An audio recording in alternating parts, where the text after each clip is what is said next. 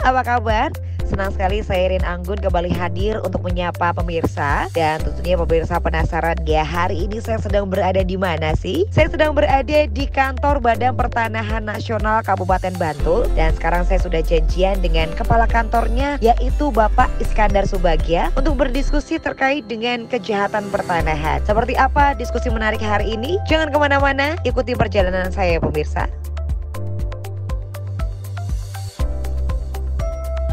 Selamat siang. Iya, mau ketemu sama Pak Iskandar Subagya. Oke, terima kasih.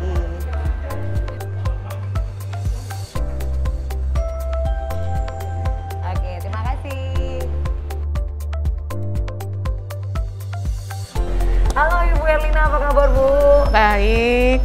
Oke Bu, hari ini tuh saya mau janjian nih sama Bapak Iskandar, mau ngobrol nih Bu seputar kejahatan pertanahan ini loh Bu. Tapi Bapak ada di ruangan ya? Ada. Boleh diantar dong Bu? Oke, mari saya antarkan. Oke, terima kasih.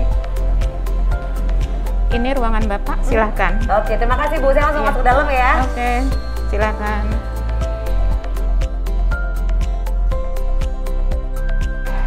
Permisi, halo Pak Iskandar. Mari. Monggo boleh silakan. masuk ya Pak ya? Monggo silakan. Oke. Maaf mengganggu Pak, apa kabar? Mungkin lebih nyaman kita ke aja. Oke, baik, terima kasih. Halo Pak Iskandar, apa kabar? Alhamdulillah sehat lahir batin. Waduh, Pak terima kasih, kita sudah diperbolehkan untuk bisa main, melihat-lihat kantor Pak Iskandar dan juga kesibukan dari Bapak. Ini kalau biasanya jam segini ngantor, kegiatannya ngapain aja nih Pak Iskandar? Namanya pelayan. Namanya pelayan selalu melayani. Jadi kita sudah niatkan melangkah dari rumah itu sudah berniat untuk melayani masyarakat. Jadi setiap waktu kita sudah siap untuk melayani. Iya. Jadi jam berapapun kita siap melayani. Baik, jadi dari rumah ini sudah ikhtiar, pokoknya saya mau berangkat ke kantor untuk melayani. Jadi sampai sini langsung ya Pak ya, pekerjaan apapun terhadap pelayanan ini langsung dikerjakan begitu. Ya, itulah tugas pelayan. Baik, ini luar biasa loh Pak, walaupun di tengah kondisi pandemi ternyata untuk pelayanannya masih jalan, tapi prokesnya juga tetap jalan ya Pak ya? Oh ya, itu wajib. Karena pemerintah kan selalu menekankan boleh melayani, tapi dengan pembatasan dan selalu menjaga protokol kesehatan. Betul. Itu harus dipatuhi. Sehingga kita melayani tetap berjalan, tapi sistem yang kita gunakan barangkali dengan berbeda dengan tatap muka. Misalnya berkas itu diserahkan tidak harus tatap muka. Oke. Nah, diserahkan melalui ada box yang kita siapkan di depan. Sudah ada Dropbox-nya ya Pak ya? Kemudian nanti tinggal nomor HP atau WA, nanti setelah dikoreksi memenuhi syarat lengkap, itu baru diinformasikan bahwa berkas lengkap memenuhi syarat, baru akan diterbitkan SPS, namanya surat perintah setor. Oke. Setelah itu baru dilengkapi dengan bukti pembayaran, itu baru nanti proses berjalan.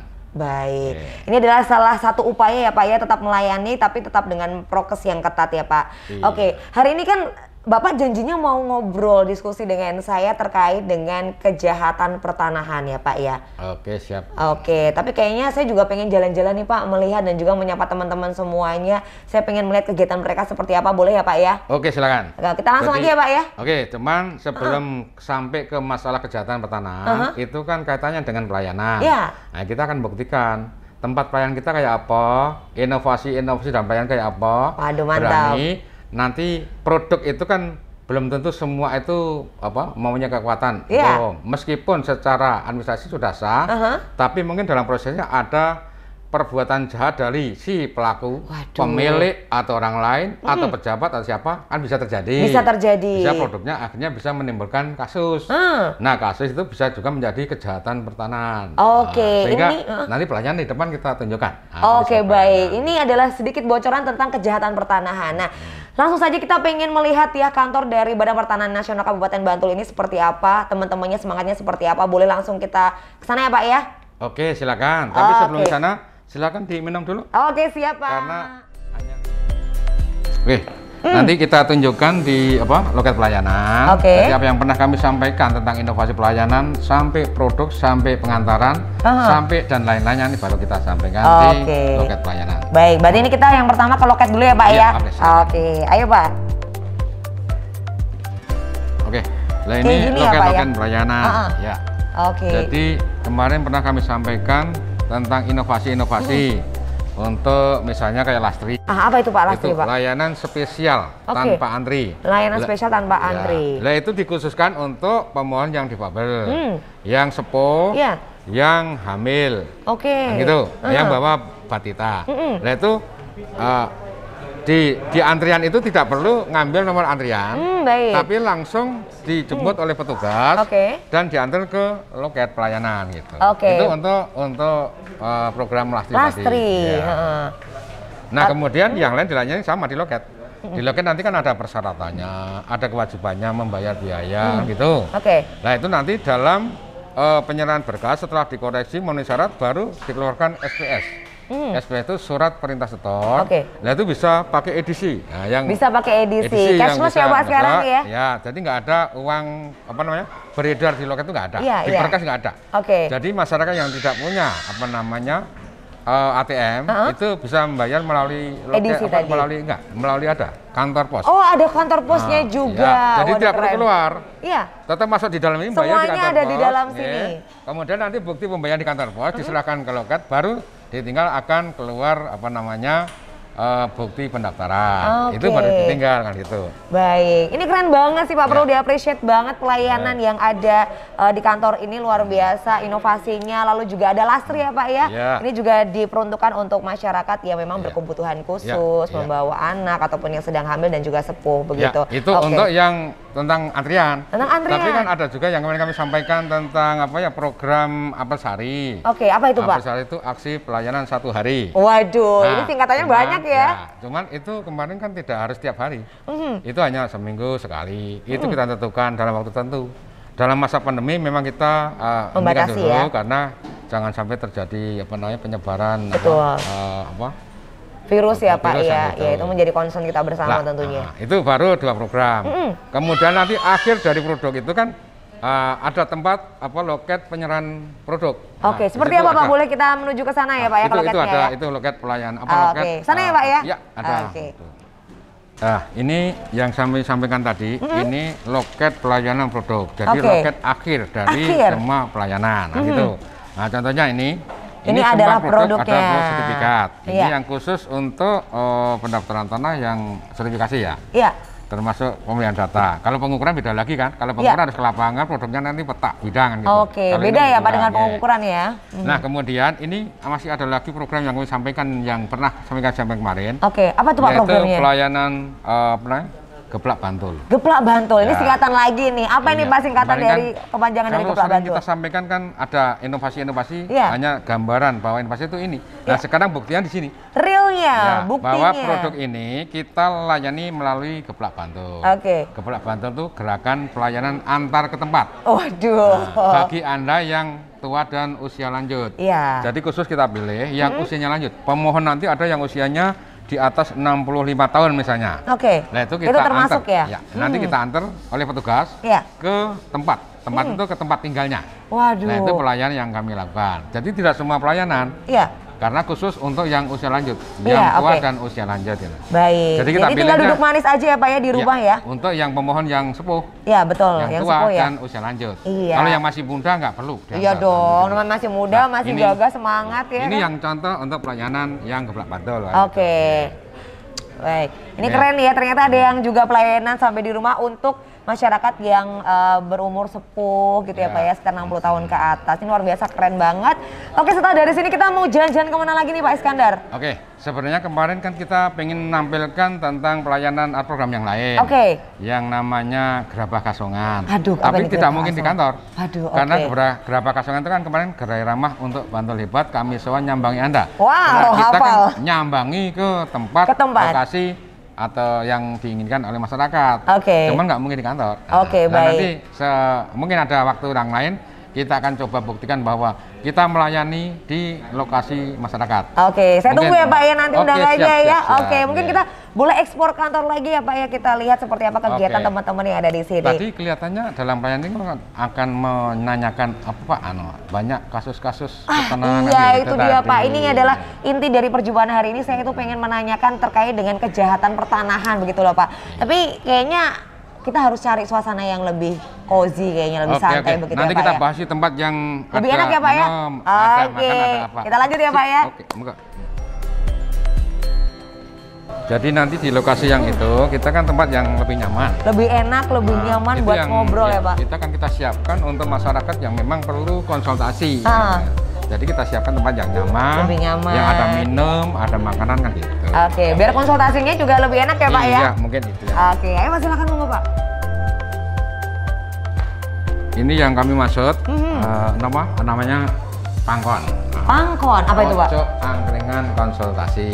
Oke, keren. Nah, kita Pangkon. lebih nyaman ngobrol di sini. Oke, Pak Iskandar, ini tempatnya beneran cozy banget ya Pak ya. Kita sudah di pojok angkringan konsultasi dan kita di sini akan berdiskusi ngobrol terkait dengan kejahatan pertanahan ya Pak ya. Nah, ini kejahatan pertanahan ini yang dimaksud seperti apa ini Pak? Dan kasus-kasusnya contohnya ini seperti apa? Terlebih yang ada di Kabupaten Bantul. Oke, jadi tadi kita sampaikan sudah jelaskan tentang proses pendaftaran tanah, hampir semua kegiatan tentang pendaftaran tanah sampai produk akhir sampai penyerahan. Oke. Memang tidak semua produk itu terjamin bahwa itu aman kan gitu. Memang secara administrasi sudah sah, sudah legal, sudah mempunyai kekuatan hukum, tapi kan tidak mutlak, masih bisa diuji. Bisa juga prosesnya yang keliru, mungkin ada pemalsuan, mungkin ada rekayasa, mungkin ada penipuan segala macam, kita nggak tahu. Karena proses administrasi di BPN ini kan tidak mempunyai kewenangan untuk menguji secara material. Jadi ada penipuan, ada pemasaran, kita nggak tahu karena sudah disahkan oleh pejabat. Nah itu setelah itu baru nanti akan diketahui bahwa ternyata ada proses tertentu yang melanggar hukum. Makanya terjadi kasus pertanahan yang akan mengarah pada kejahatan pertanahan. Jadi kejahatan pertanahan itu suatu perbuatan hukum yang di situ ada niat jahatnya, kemudian disadari sepenuhnya. Jadi niat jahatnya sudah ada. Kemudian sadar bahwa dia melakukan perbuatan itu, kan gitu. Kemudian terhadap objek tanah, hak atas tanah yang dapat merugikan pihak lain dengan beralihnya hak atas tanah itu yang secara ilegal atau tidak sah, kemudian bisa menguntungkan diri sendiri atau orang lain. Tapi kan ada pihak lain yang dirugikan. Karena hak atas tanahnya berpindah atau beralih secara tidak sah kan gitu. Tidak sah. Nah, itulah kejahatan pertanahan. Nah, kemudian kejahatan pertanahan itu bisa tipologinya itu bisa dari mungkin pewarisan, mungkin dari pembebanan hak tanggungan, bisa juga dari peralihan hak, bisa jual beli, bisa hibah dan lain-lain. Bisa juga perwakafan, itu juga terjadi. Kemudian perbuatan lainnya sifatnya mengalihkan hak, itu. Itu tipologinya. Nah, kalau perbuatannya itu bisa melalui penipuan, melalui pemalsuan via dokumen, pemalsuan tanda tangan, bisa juga penggelapan, bisa juga penyerobotan, bisa juga apalagi yang sifatnya begitu. Nah, sebagai contoh, misalnya ada pewarisan tadi, misalnya pewarisan itu terjadi ahli waris itu memperoleh tanah itu dengan cara yang merekayasa. Ya, ada juga terjadi. Jadi ada juga kasus begitu. Jadi seorang ahli waris itu seolah-olah orang tuanya menghibahkan sebagian kepada yang bersangkutan dengan cara itu membuat surat hibah. Itu ternyata setelah diketahui itu cap jempol itu pada saat bapaknya itu sudah meninggal. Jadi memang cap jempol di kertas. Nah, kemudian ditulis sendiri bahwa bapaknya menghibahkan sertifikat ini kepada ini yang itu. Nah, setelah perjalanan diketahui kan ahli warisnya kan juga tahu. Mosok si bapak menghibahkan cuma kepada salah satu, yang lain bagaimana gitu. Setelah diperiksa oleh penyidik kepolisian diketahui bahwa cap jempol itu dengan tulisan redaksinya itu jauh berbeda waktunya. Ya, itu diketahui ternyata pada saat bapaknya sudah meninggal, sudah jadi jenazah, itu kemungkinan ada keluarganya yang tertidur dia mungkin pakai bantalan cap itu ya Pak, tinta itu ya. Kemudian di kertas, baru besoknya mungkin dibuat hibah. Nah, itu kejahatan pertanahan juga. Salah satu untuk masalah yang warisan ya Pak ya. Itu warisan. Ada juga yang terjadi misalnya jual beli tanah. Jual beli tanah itu terjadi kadang-kadang orang dikuasakan padahal kuasanya palsu. Tetap ya Pak, berarti ini pemalsuan ya Pak ya? Ya, itu pemalsuan. Kemudian dialihkan karena surat kuasa itu palsu, digunakan untuk melakukan perbuatan hukum peralihan hak. Seolah-olah sudah dikuasakan, sertifikat dipinjam, akhirnya dijual ke orang lain. Nah itu kan ada pihak dirugikan. Iya gitu. betul, yang pemilik realnya. Ya, ada juga yang hak tanggungan. Pemasangan hak tanggungan itu si debitur itu kan kalau dulu sebelum pelayanan secara elektronik itu kan dulu bisa manual. Itu si peminjam atau debitur itu bisa menggunakan sertifikat orang sebagai jaminan dengan persetujuan. Dengan surat kuasa persetujuan kalau memang sertifikat itu bisa dipinjamkan. Nah sekarang dengan elektronik itu kan data antara pemilik objek hak tanggungan dengan si debitur kan harus sama. Sehingga kadang-kadang direkayasa. Orang yang tidak paham dipinjam sertifikatnya nanti seolah-olah dijual. Alasannya apa? Alasannya untuk mempermudah pengurusan pinjam uang atau kredit bank, sehingga dipakai akte jual beli tapi rekayasa. Jadi walaupun kan juga kejahatan pertanahan kan. Walaupun sekarang sudah by digital, ternyata masih ada cara lagi untuk ya tetap ya Pak ya kejahatan pertanahan tadi begitu. Ya, memang digitalisasi dan pelayanan elektronik itu bukan menjamin bahwa tidak akan ada kejahatan. Iya, minimal meminimalisir ya Pak ya. Meminimalisir. Tapi rekayasa manusia itu cerdas kok. Dengan teknologi juga tetap merekayasa dengan teknologi. Menipu dengan teknologi juga kan itu. Jadi musuhnya teknologi, kita tetap aja teknologi dengan juga. cara apapun juga ruang atau untuk melakukan kejahatan tetap ada. Sampai kapan tetap ada. Maling biasanya itu kadang-kadang lebih pinter daripada lebih cerdik ya Pak ya. Kalau orang ketangkep begini cari cara lain. Cara lain kan begitu. Selalu berkembang, akan selamanya ada. Nah, tidak mungkin kejahatan yang akan habis itu nggak mungkin. Caranya ya malah berkembang lah caranya ya. Iya, itu yang terjadi kan. Gitu. Jadi pemerintah juga harus lebih pintar ya Pak ya untuk mengatasi dan juga untuk mengantisipasi adanya kejahatan pertanahan tadi. Iya betul. Nah kemudian pejabat atau subjek yang terlibat atau melakukan itu kan macam-macam juga. Betul. Bisa juga pemilik tanahnya. Bisa saja orang lain yang mengaku sebagai pemilik atau mungkin pihak ketiga yang selaku kuasa.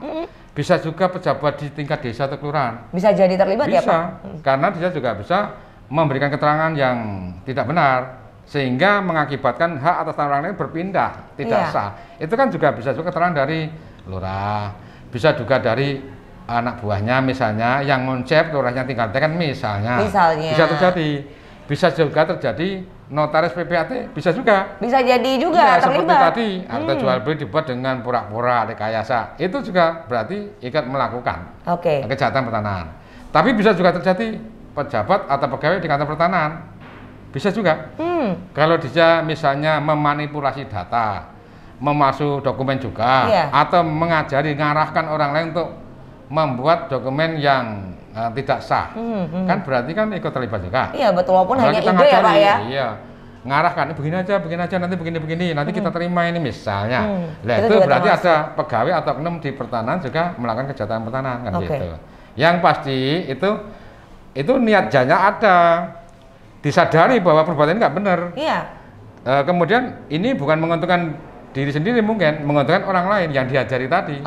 Tapi kan ada pihak lain yang sangat dirugikan dengan hilangnya hak atas tanah. Betul. Itulah kejahatan pertanahan yang akan diperangi oleh negara ini. Dari Presiden sudah memerintahkan melalui Pak Menteri kami, Pak Menteri juga sudah berkomitmen bersama-sama dengan Kepolisian RI atau Mabes Polri.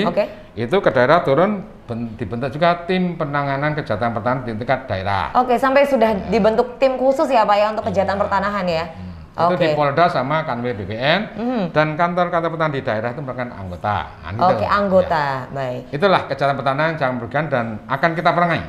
Karena itu juga ada mafianya juga ada. Jadi kejahatan pertanahan itu ada mafia, ada juga kejahatan pertanahan yang bentuk lain. Tidak hanya sekedar mafia aja, kan gitu. Jadi kalau kita berbicara soal kejahatan ini tentunya tidak mengenal status, kasta pekerjaan ya Pak ya. Dan semuanya juga bisa terlibat begitu dengan adanya kejahatan pertanahan ini. Nah, untuk mencegah dengan adanya kejahatan pertanahan khususnya di Kabupaten Bantul ini seperti apa Pak? Kalau dari Badan Pertanahan Nasional Kabupaten Bantul ini menyikapi? Yang pertama, kita kan sudah berkali-kali mengadakan FGD. Di tingkat di tingkat kemarin di tingkat daerah provinsi DIY itu kan dengan Mabes dengan Polda. Iya. Polda kita ngadakan, terus sering kita juga membahas, mengkaji, menganalisa suatu kasus-kasus dengan Polda juga, tim itu biasa begitu. Jadi membawa case contoh kasus ya Pak kemudian ya? itu juga diundang dengan mengundang Polresnya atau Kejaksaan Negerinya, kemudian ahli hukum, nanti sebagai narasumber, itu selalu kita lakukan. Nah, beberapa minggu yang lalu juga di tingkat provinsi sudah lakukan juga. Di kantor pertanahan pun baru hari kemarin juga kita lakukan tentang sosialisasi tertib pertanahan dalam rangka mencegah terjadinya kasus pertanahan yang akan menuju pada kejahatan pertanahan. Nah itu. Nah, kantor pertanahan itu melakukan sosialisasi yang pertama. Itu kepada aparat-aparat yang terkait dengan penerbitan dokumen. Seperti lurah, kemarin ada beberapa lurah yang kita undang juga, kemudian dari PPAT, itu mulai pengurus IPAT-nya, kemudian pejabat di daerah, yang narasumbernya juga kemudian dari kejaksaan, dari kepolisian, dari kabak hukumnya Pemda, dan kita sendiri. Itu langkah-langkah yang kita lakukan sebagai pencegahan. Kemudian kepada lurah kita nanti juga akan lakukan melalui forum yang BPN Mitra Desa. Kan kita sudah ada BPN Mitra Desa. Mitra Desa. Nanti mungkin akan kita kuatkan, kita lanjut dengan forum-forum tertentu dan membahas masalah-masalah pertanahan, sehingga pejabat lurah atau kepala desa itu juga akan berhati-hati. Iya, betul. Pertama itu paham dulu sebenarnya. Iya. Tingkatannya paham, kemudian hati-hati, kemudian cermat. Iya. Kalau udah paham aturan hukumnya, paham teknisnya, itu baru kita hati-hati. Lah hati-hati dengan kecermatan. Udah hati kadang nggak cermat bisa peleset juga. Sama aja, betul. Gitu. Yang penting ada komitmen untuk tidak melakukan kejahatan. Iya. Kalau sudah berniat, ada niat jahatnya, kemudian sadar bahwa itu akan merugikan orang lain, nah itu sudah mulai bibit. Ya ini pasti, udah memang benar-benar gitu. niat ini. Biasanya kenapa lakukan? Sumbernya pasti mana kan gitu. Iya. Uang, ekonomi akan menguntungkan kan tuh. Betul. Dengan begini cukup begini aja ringan pekerjaannya. Tapi nanti untung tak kasih sekian puluh juta misalnya. Nah ini pasti ada tergoda lah ya kan, udah membayangkan. Jadi orang atau pejabat atau oknum itu kadang tergoda masalah perbuatan jahat itu. Tadi bukan iming-iming sekedar uang. Kadang-kadang mungkin dirayu dengan gadis cantik aja kadang-kadang bisa. Bisa. Gitu. Bisa uang, bisa gadis cantik untuk merayu melakukan perbuatan jahat. Segala cara ya Pak ya dilakukan ya. Itu biasanya begitu. Nah itu kadang-kadang mafia melakukan. Tapi bukan hanya mafia tanah, mafia jelas itu kejahatan. Iya. Tapi yang bukan mafia pun bisa melakukan kejahatan juga. Kalau mafia itu kan jaringannya luas, melibatkan banyak. Lebih tersistem sepertinya Pak. Tersistem, terstruktur kan gitu. Iya. Kalau kejahatan pertanahan yang lainnya kan belum tentu. Kadang-kadang orang yang lugu aja kadang-kadang bisa lakukan. Gitu. Iya betul. Tapi dia sadar, dia juga berniat akan memberi sesuatu, merugikan orang, sadar. Tapi sebenarnya bukan mafia, bisa juga terjadi kan gitu. Iya. Itu yang kadang-kadang harus kita cegah. Nah, kita juga berpesan kepada Polda melalui tim penanganan kejahatan pertanahan kemarin. Setiap kejahatan pertanahan harus kita tindak, biar yang lain itu juga tahu. Buat pelajaran ya Pak ya. Bahwa itu kejahatan pertanahan yang kita perangi. Kan, iya, gitu. betul. Karena sudah kemarin ada juga notaris yang kena. Akhirnya juga diproses. Tetap diproses. Tahan juga. Di sini pun juga dulu juga pernah yang melakukan perbuatan itu juga pidana, sekarang ditahan juga, penjara juga. Jadi bukan karena ini notaris, ini BPN, ini lurah. Bukan karena jabatan dan juga profesinya ya Pak ya. Siapapun yang memang benar terbukti melakukan kejahatan pertanahan ya tak diproses itu aja. Betul. Kita sanksi, jadi nggak usah pilih kasih, tidak bisa. Jangan tebang pilih ya Pak. Nggak boleh tebang pilih. Nah, itu kadang-kadang keadilan itu nggak bisa diperoleh karena tebang pilih. Iya, betul sekali. Bukan dikit, memang tidak semua penyelesaian yang dekat dengan keadilan itu melalui pengadilan, tidak semua sih. Ada juga masalah-masalah yang sifatnya keperdataan bisa diselesaikan melalui silaturahmi. Kekeluargaan ya Pak. Ya, karena kalau menurut Islam begini, kata Rasulullah, menyelesaikan masalah duniawi itu yang paling mendekati keadilan adalah penyelesaian melalui silaturahmi. Gitu.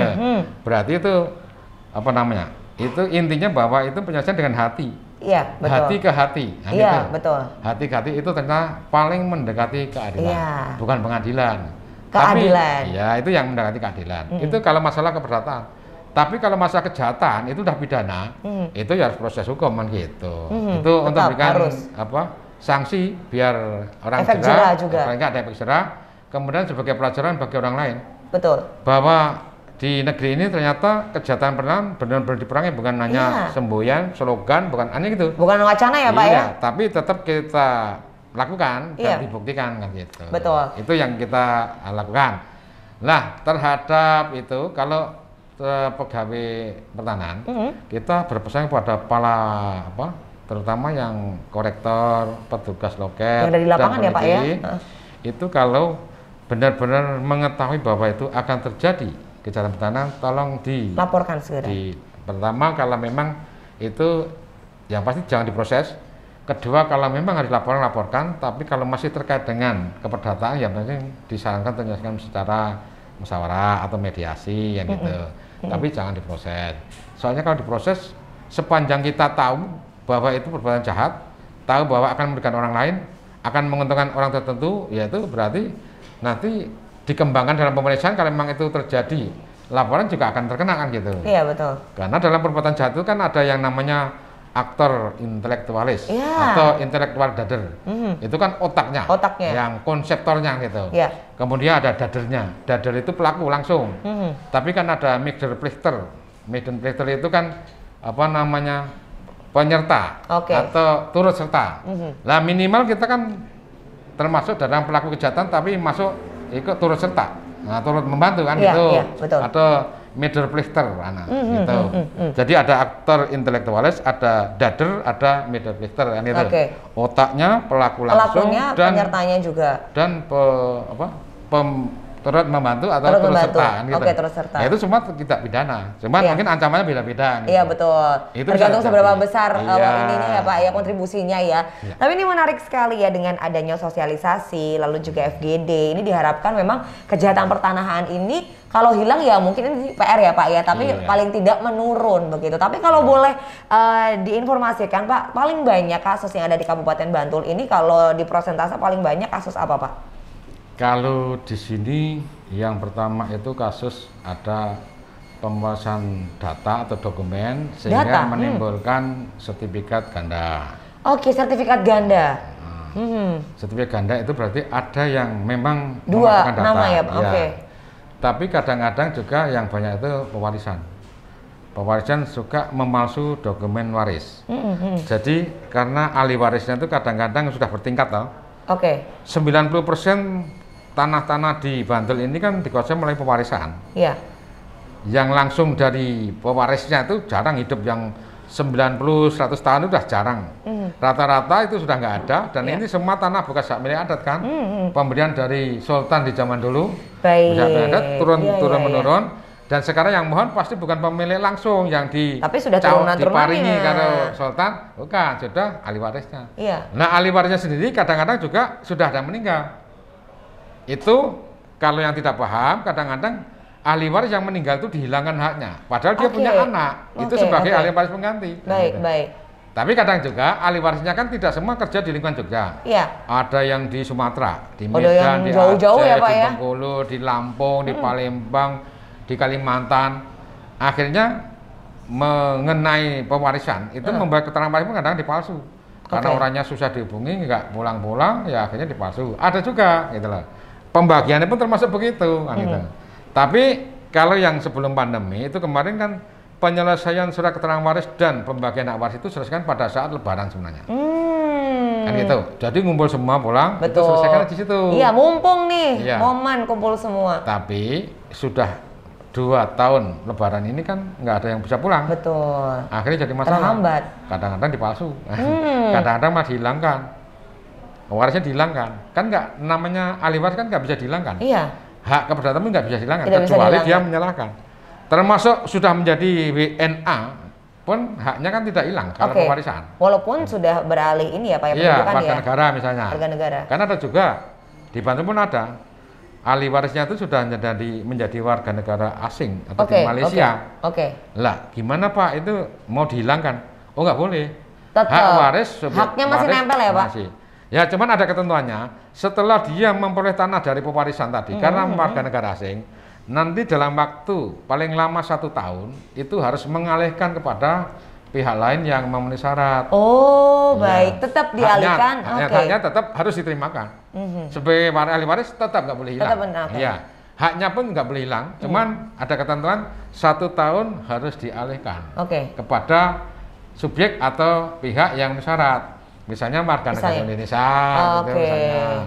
Itu atau saudara sendiri. Yang penting harus dialihkan. Itu ketentuannya gitu. Nah, kejahatan pertanian yang banyak terjadi itu kemarin ada pemalsuan data yang mengakibatkan sertifikat orang itu hilang atau beralih.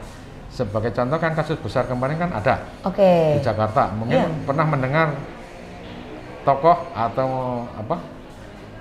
Kayak kemarin sempat rame-rame Adalah itu ya rame. Pak ya. Iya. Itu kan juga ibunya nggak tahu apa-apa kok tahu-tahu rumahnya Di- pindah orang lain. Betul. Terus katanya laku sampai berapa puluh M, dia sendiri nggak tahu. Nggak tahu di mana, iya. Iya, itu terjadi juga. Iya, betul. Nah, itu udah mafia itu kemarin. Kejahatan pertanian yang udah merupakan mafia tanah karena itu terstruktur, tersistem dan melibatkan beberapa. Dan nominalnya juga fantastis ya Pak. Ini berapa puluh M masalahnya. Bukan jut aja kan gitu. Nah, Betul, itu M ya, Pak, ya? Kejahatan pertanahan yang itu memang merupakan mafia tanah kali itu. Jadi intinya kejahatan pertanahan itu tidak semua mafia. Tapi mafia pasti kejahatan pertanahan. Ya. Nah, jadi kejahatan pertanahan lebih luas. Kalau mafia itu khusus tapi memang Sudah, wah, Nah, kalau boleh dikasih levelnya udah yang top ya Pak ya, kayaknya untuk jadi mafia ya. kejahatan pertanahan itu banyak kan itu. Ada yang kejahatan yang melibatkan beberapa pihak, ada yang banyak pihak, ada yang terstruktur, tersistem seperti mafia. Yang melibatkan orang-orang pejabat atau orang-orang tertentu, orang yang penting, yang berpengaruh. Nah itu merupakan mafia. Biasanya mafia itu melibatkan orang besar kok. Iya. Bukan orang kecil gitu enggak. Mafia itu orang-orang besar. Bu, nominalnya juga nggak kecil Iya, ya kan bukan Pak? kecil. Iya, Makanya itu betul. kejahatan pertanahan juga. Iya. Tapi melibatkan orang-orang besar lah. Oke. Besar itu dalam arti besar secara ekonomis, besar secara politik, atau besar nama baiknya atau namanya. Betul, besar secara backgroundnya ya itu juga bisa. namanya. Tapi secara politik kan bisa juga besar. Iya, betul. Berarti penguasa lebih besar. Iya, Kuat. iya. Besar ekonomi berarti orang memang bermodal. Yang bermain-main kan namanya mafia tanah begitu-begitu. Betul. Itu kejahatan pertanahan pasti. Iya. Tidak dipungkiri itu memang ada ya Pak ya, walaupun mungkin apa yang kita bicarakan ini sedikit tabu ataupun mungkin dari masyarakat ini juga ada yang belum tahu, tapi untuk praktek dari kejahatan pertanahan, mafia pertanahan itu ada sebenarnya ya Pak ya. Ada. Begitu. Ada dan terbukti. Ada dan terbukti iya. begitu. Dan dengan adanya sosial media ini kan kita juga lebih terbuka ya Pak ya Iya. untuk berita, kasus dan lain sebagainya. Tapi yang jelas dengan adanya media digital ini kan juga masyarakat diharapkan lebih melek digital juga ya Pak ya. Iya. Mereka lebih paham, bisa browsing ya Pak ya terkait dengan mafia lalu juga kejahatan pertanahan. Nah, tapi untuk kegiatan sosialisasi sendiri kepada masyarakat Pak agar mereka tahu begitu paham kalau oke, ketika kamu berbuat seperti ini sudah namanya kejahatan pertanahan loh, ini sudah tidak boleh. Ini sosialisasi juga dilakukan tidak Pak? Ya, kita kan sekarang sudah melalui media sosial kan sudah lakukan. Ya. Sosialisasi kepada pejabat tertentu atau yang sering terlibat dengan dokumen pertanahan kan kita sudah sering lakukan sosialisasi, diskusi. Kemudian mungkin nanti melalui media sosial kita sampaikan biar semua tahu bahwa kejahatan pertanahan termasuk mafia tanah itu ternyata bukan akan diangkat tapi akan diperangi. Oke. Pemerintah diperangi. sudah berkomitmen untuk memerangi kejahatan pertanahan. Iya. Jadi yang diperangi bukan hanya mafia tapi kejahatan pertanahan yang lainnya. Kalau mafia jelas, meskipun kadang-kadang mafia itu lebih kuat. Kuatnya itu karena backingnya terus terang pembesar ekonomi, pembesar politik, pembesar nama dan lain-lainnya. Betul. Nah, gitu. Kadang-kadang yang akan menangani pun kadang-kadang mikir. Tantangan juga ini nih Pak, iya kan? Backingnya wah orang besar. Di belakangnya ada siapa nih, gitu kan Pak? Iya. Iya, itu faktanya memang begitu. Saya udah dulu ikut nangani juga di Banten juga, begitu juga. Kalah dengan kekuatan ekonomi dan kekuatan politik. Ini Ya, ada. makanya itu kita prakteknya akan nih. semangat pokoknya kita jangan kalah dengan mafia tanah. Betul. Selama kita benar ya Pak ya sesuai dengan aturan. Kalau dibiarkan nanti ya negara ini akan rusak. Iya betul. Ya, aturan akan dilanggar terus. Iya. Untuk apa kita bikin aturan hukum? Betul, karena kan Gitu. sudah ada beberapa orang yang mengatakan bahwa peraturan itu ada yang untuk dilanggar, padahal itu ada pemahaman yang salah. Iya. Peraturan namanya juga peraturan agar kita lebih teratur ya Pak ya dalam bertindak begitu, termasuk dalam soal pertanahan ya. Kita memang norma kaidah itu memang harus diatur. Iya. Kalau manusia hidup untuk tertib, untuk disiplin, untuk menjadi baik itu pasti ada normanya. Oke. Harus nama kaidah hukum. Betul. Dalam agama pun juga, kalau agama itu kan suatu peraturan. Iya. mengatur kehidupan manusia akan menjadi orang yang lebih baik. Betul. Tapi dikatakan baik karena ada orang jahat. Kalau orang baik semua mungkin nggak ada orang baik ya Pak ya. akhirnya. Ada orang baik, ada kan ada orang Karena jahat orang ya Pak ya. Iya. Oke. Kalau semua baik, loh yang jahat yang mana? Mau ada jahat ada baik. Ada Iya jelek, ada betul. buruk. Loh kalau perempuan ada yang cantik, ada yang nggak cantik, yang buruk. Lah kalau cantik semua, yang buruk yang nggak ada. Oke, Kan gitu. betul sekali. Nah, Pak, ini karena memang keterbatasan waktu, mungkin di kesempatan yang baik ini saya boleh minta closing statement-nya dan mungkin boleh kita minta semangat dari Pak Iskandar nih memerangi kejahatan pertanahan ini. Monggo closing statement-nya, Pak. Oke, terima kasih. Yang pertama, saya berpesan pada masyarakat dalam pengurusan hak atas tanah, baik itu pendaftaran pertama kali atau derivatif yang sifatnya pembelian data, itu jangan dibiasakan melalui penjual jasa atau calo. Iya. Kadang-kadang kesalahan-kesalahan itu dilakukan justru melalui itu. Karena faktornya apa? Karena keuntungan. Akhirnya terjadi pemalsuan, terjadi kesalahan prosedur. Berpotensi ya Pak ya? Jadi itu lebih berpotensi. Langsung aja ke BPN, akan kita layani lebih baik. BPN sudah berubah. Iya. BPN kan slogannya melayani profesional terpercaya. Oke. Sudah banyak berubah, program banyak sudah dilakukan, terobosan banyak dilakukan, termasuk inovasi untuk perbankan pelayanan. Iya. Jadi sekian udah banyak tersenyum, banyak ramahnya, banyak menyapa, dan banyak membantu. Kalau tidak paham, masuklah di Pangkon ini akan kita layani untuk konsultasi. Ini asik banget loh tempatnya loh. Nah, itu satu. Yang kedua, pemerintah sudah berkomitmen untuk memerangi kejahatan pertanahan. Ya. Bukan hanya mafia tanah saja, tapi semua kejahatan pertanahan akan kita perangi. Betul. Dan selalu tim penanganan kejahatan pertanahan di tingkat provinsi atau DIY ini juga selalu punya target. Iya. Selalu ada target, jadi jangan salah kalau orang berbuat jahat yang didiamkan.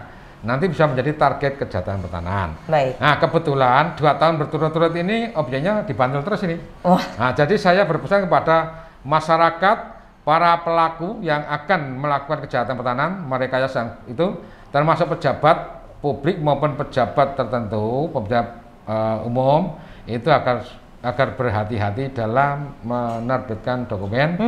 Jangan merekayasa, jangan membuat kebohongan, jangan membuat Palsuan apapun ya Pak ya? atau penggelapan dan lain-lainnya.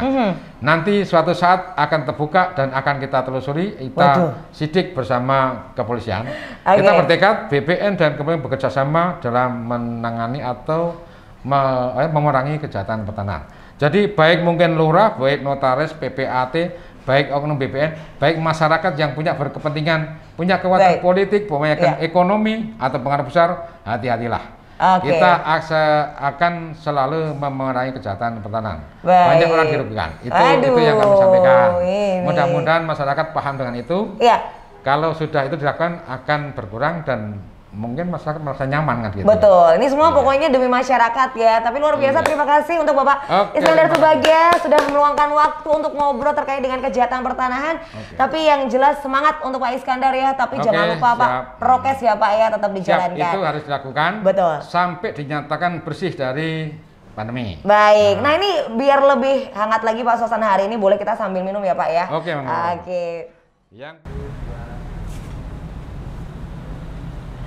Ya pemirsa, itulah tadi diskusi menarik seputar kejahatan pertanahan dengan Bapak Iskandar Subagja selaku Kepala Kantor Badan Pertanahan Nasional Kabupaten Bantul. Menarik ya, semoga tadi menjadi ilmu yang bermanfaat untuk pemirsa yang menyaksikan. Dan jangan lupa kami juga terus mengingatkan agar menjaga protokol kesehatan dalam setiap aktivitas agar terhindar dari bahaya virus corona. Akhir kata, saya Irin Anggun pamit undur diri, sampai jumpa di lain kesempatan.